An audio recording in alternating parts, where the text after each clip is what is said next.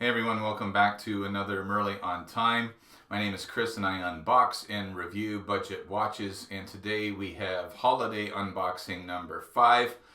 So far throughout the holidays we have looked at these 4 watches. We looked at a Forge & Foster, we looked at a San Martin, we looked at a Fair & Swit.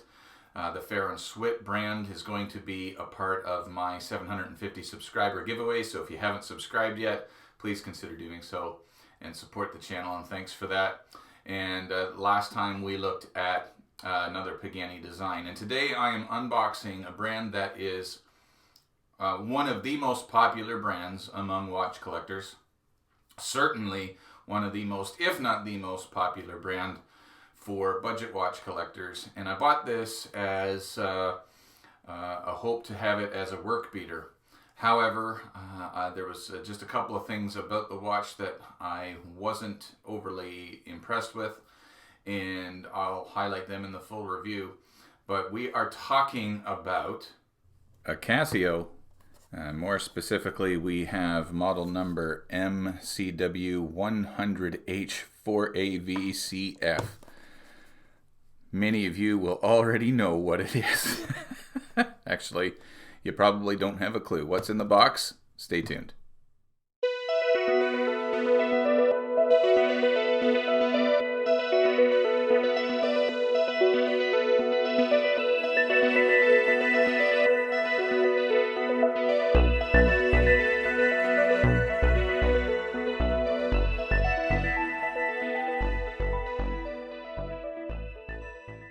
So let's talk about what's inside this Casio box. But before we do, of course, I'm going to have to show you what I am rocking on the wrist today, and just have a look at this beauty.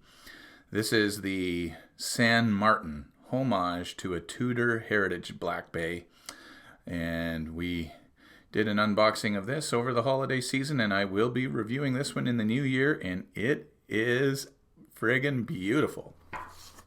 Now, Casio. Very, very popular, if not the most popular budget brand. And I think what we have in the box today is a watch that, in my opinion, here it is here. So it's a chronograph, 100 meters of water resistance. It's a sharp looking watch. I mean, basically I got this because of, it just looked great, and I personally think that it has a bit of a Breitling Super Ocean feel, which is a watch that I definitely want to get my hands on one of these days, perhaps. Other than the Navitimer, that Breitling Super Ocean looks amazing. And so I think you can see, other than the indices aren't really necessarily pointed at the tips there, but let's just take a look at that again. I think it definitely has a bit of a Breitling Super Ocean vibe to it, this one.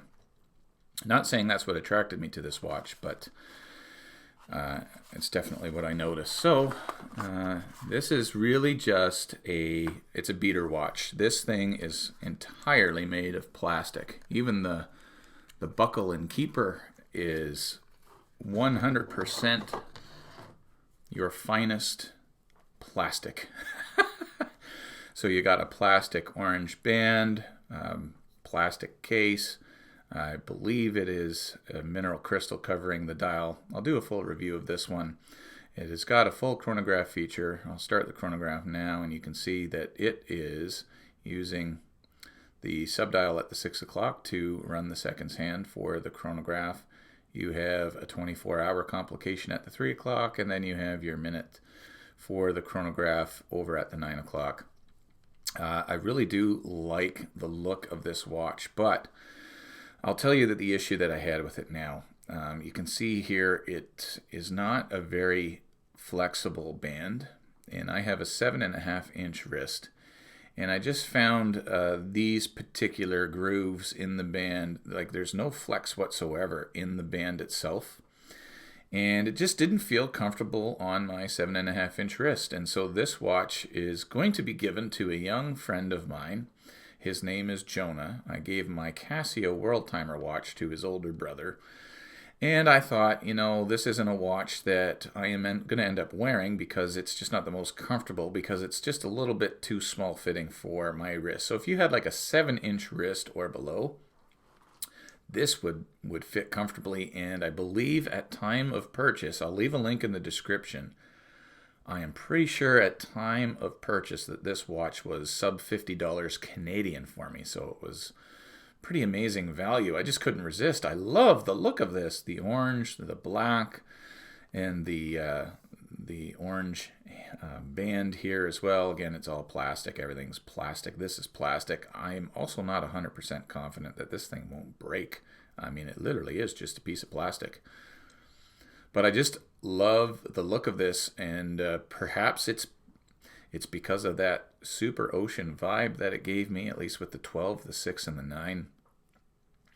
But I think this is just a fantastic little watch, other than for larger wrists like mine, 7.5-inch wrist or above, because it just doesn't move here. It's not going to feel super comfortable on the wrist, which is why I am happy to give this one away to my friend Jonah. And so I will show it to you on the wrist.